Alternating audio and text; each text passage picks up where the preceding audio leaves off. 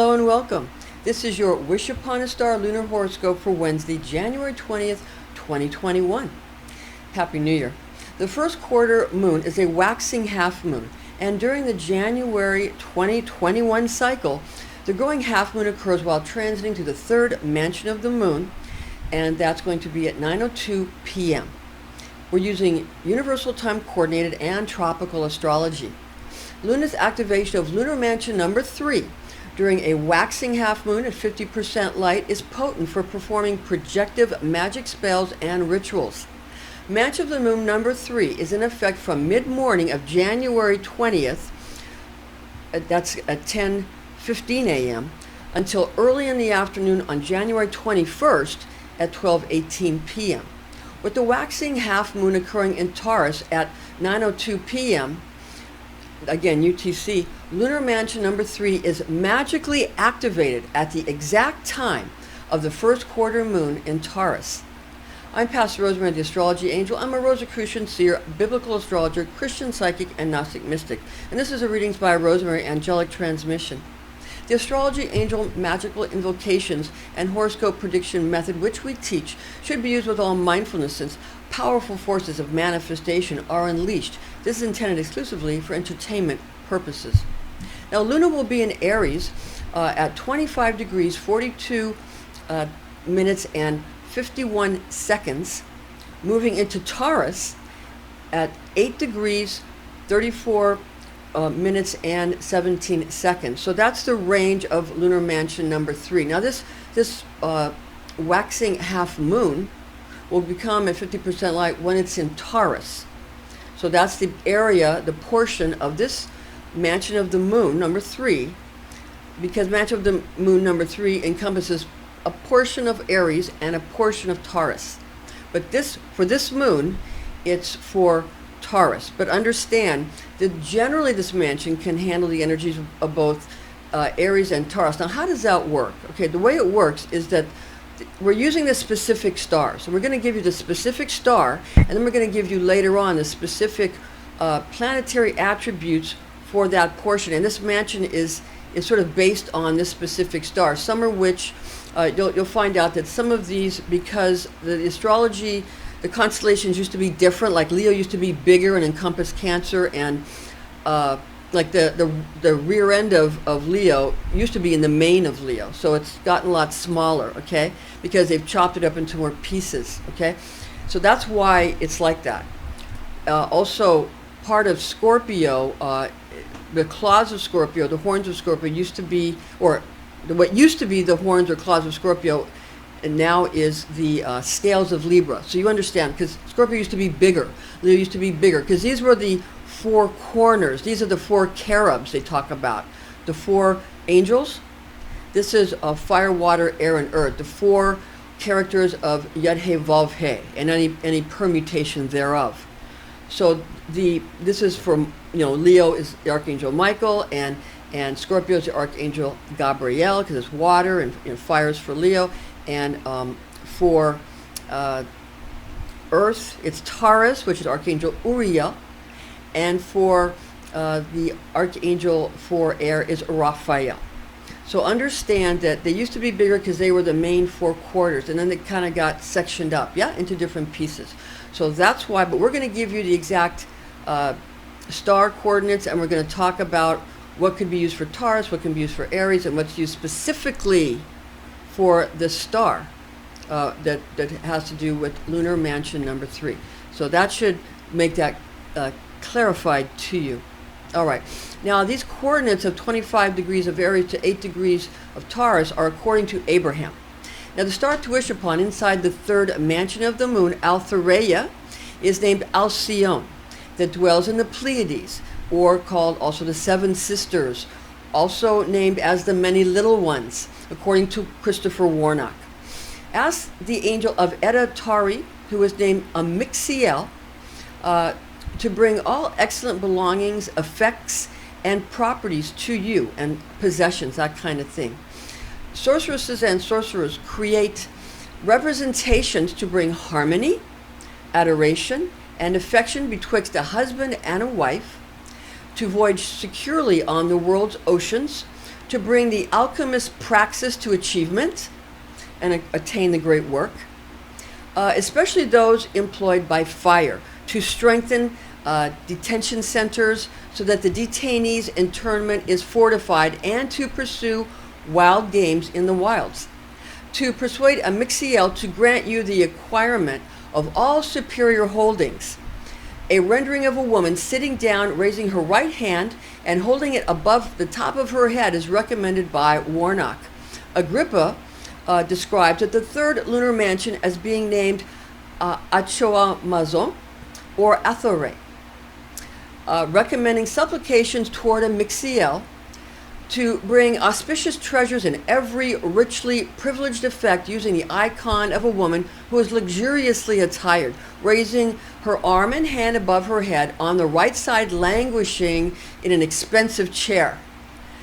Now, Agrippa also reveals that the emblem of the rich, serene, and seated woman just described is made more magically potent if it is shaped inside a silver ring and having a square bezel. Agrippa then specifies that to further add wealth and luxury to the enchanted talisman, the magician then adds the aromas of musk, sweet-scented lemongrass of Malabar, and the Arabian al-henna. Al-henna of Arabia is also named camphire or camphor, as is spoken of in Song of Solomon 4:13 in the New Hard English Bible. Your shoots are an orchard of pomegranates with precious fruits, henna with spikenard plants. Now, according to Kabbalistic lore, Aries is ruled by Mars, while Taurus is ruled by Venus. Aries' birthstone is diamond, with Taurus' birthstone being emerald. Rosaries and amulets using Taurus for emeralds for Taurus. If you're going to use to make like beads of a rosary, or to make an amulet or some magical jewelry, emeralds are magically potent for this practice. That we're talking about this because this is this waxing half moon is in Taurus, in the third mansion, but it's in the Taurus portion. Now, Kabbalistic and alchemical planetary associations in this instance of a waxing half moon in Taurus, whilst transiting through lunar mansion number 3, could be utilized with perfumes, essential oils, herbs, or flowers, as well as colors. Planetary alchemical metals, in this case, would indicate copper for Venus. Copper is both practical and workable for this operation because, again, Venus associates with Taurus. Now, regarding the Taurus birthstone of emerald, this could be used for the amulet talisman, again, as well as the rosary beads. And copper could be also used for the forming of a rosary chain, or for the shaping of the base of an amulet, or for creating the setting of magically intended jewelry. Now, it's important to note here that according to Vivian Irwood Robson, author of the book The Fixed Stars and Constellations in Astrology, the Greek astronomer Ptolemy attributes the stars which make up the Pleiades found in the shoulder of the bull as being attributed to the planets of Luna, the moon, and Mars in regards to the planetary nature of this area of the constellation of Taurus. This is in contrast to the other portions of the body of the bull, where Ptolemy assigns differing planetary aspects. Since Ptolemy attributes the stars located in the Pleiades, forming the shoulder of the bull, to be associated with the planets of Luna and Mars, and since Luna, or the moon, is alchemically associated with the metal of silver, which is workable for this operation, this would be a magically realistic choice to utilize when fashioning a rosary chain or metal support, which could then attach emerald beads or sigils respectively. Silver is also mentioned where we mentioned that Agrippa, it's the metal, the alchemical metal, which Agrippa discloses as being suitable for fashioning the magical insignia possessing the figure of an affluent woman, tranquilly sitting in her chair, exhibiting her right hand as positioned atop her cranium. Silver is therefore the alchemical metal of choice for this praxis.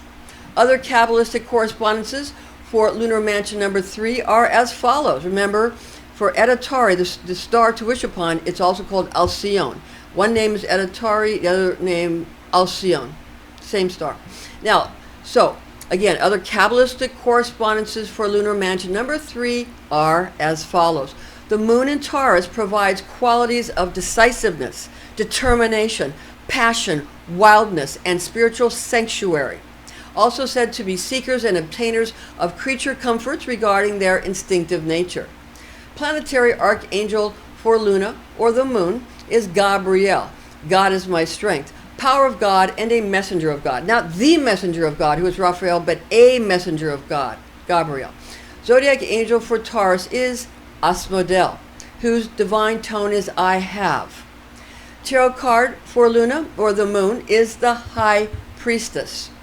So we're going to show you the High Priestess card from the Rider-Waite deck, the giant Rider-Waite deck. The High Priestess with the pillars of Joachim and Boaz, and her seated in between Joachim and Boaz like a resistor in between a positive and negative side of a battery. And she holds the scroll in her hand. It says Torah. It says Torah. Tarot, Torah. The Torah written is for the masculine part of the brain. The picture is for the feminine half of the brain, the right side, the creative side, the artistic side. Now, writing can also be creative and artistic. You understand. And letters can be artistic. You understand. All right. Now, there's pomegranate behind her head, and she sits with a triple-crowned goddess atop her head with the horns of the waxing and waning moon and the full moon at the forefront of her triple crown. She has a cross on her chest. She has the waters of life of God. God is said to be waters running over the crescent moon that is receptive to her waters. Okay? And this is the card of Gimel. In Hebrew, it means camel. In Hebrew, Gimel is a Hebrew letter meaning camel. It's the third letter of the Hebrew alphabet. And it is also, camel and Gimel is said to be the pathway to the crown chakra of Keter. Okay, a straight path upward to Keter. All right, so that's the High Priestess card. Now, the Western Array musical note for the moon, or Luna, is F. So we're going to play that for you now. We have a tuning fork, and we have the tuning fork that's F.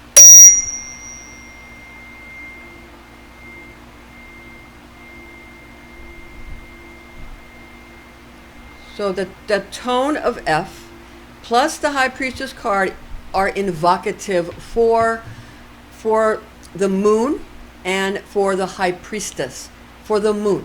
And the aspect of the moon, because the High Priestess card is associated with the moon, whereas the moon card is associated with Pisces, the fish, just so you know.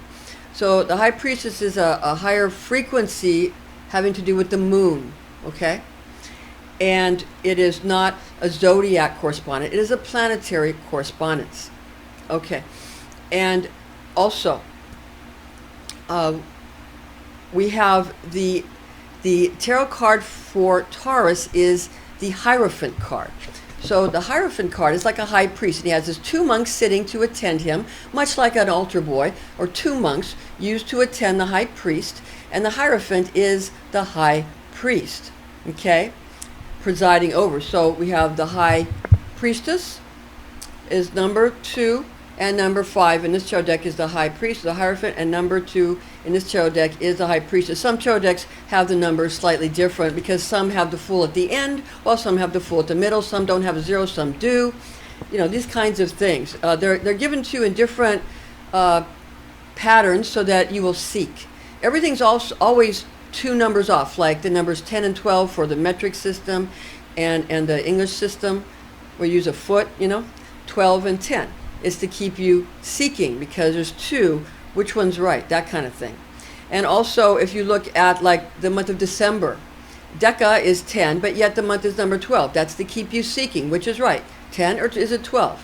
Always to keep you seeking by having one system with 2 numbers off of another system. Because without seeking, there is no movement. And without movement, there is no life. All right, so that's just some teachings from Kabbalah, and from really studying tarot, you learn a lot about Kabbalah. Basically, tarot cards are flashcards for Kabbalah and for learning the Hebrew letters and all of that. Okay, now, and there's also attached with each one of these is a Bible verse. We'll get into that later. Now, for the information that is found here is based on the oral tradition known as Kabbalah, taught to me by Rosicrucian clergy when I was but a young girl, the facts of which I've committed to memory. Also, some things I committed to memory was I was in a coven, a German coven that was based in Germany, but it had satellites all around the world. And that's a different coven than the one where I shared my book of shadows in other videos, in other incarnations, where I'm not on the Astrology Angel, but in some of my other places that I share information. But I have here, I'd like to share it's another coven, the German coven, where again, I was in a satellite, in Hawaii, and satellite coven, and I began to take notes on some of the teachings that I had there and some of the studies that I did.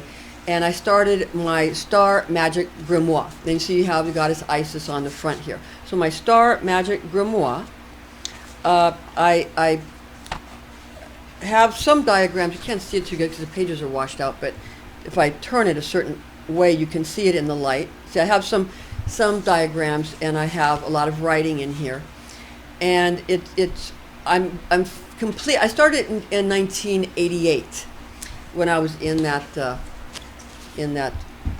coven. In 1988, my Star Magic Grimoire and my Kabbalistic studies in more of a Star Magic format, as opposed to the Wiccan format.